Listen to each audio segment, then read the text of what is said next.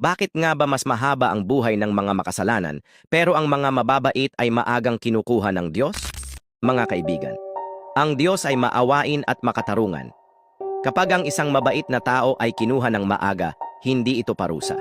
Ito'y dahil handa na sila para sa buhay na walang hanggan.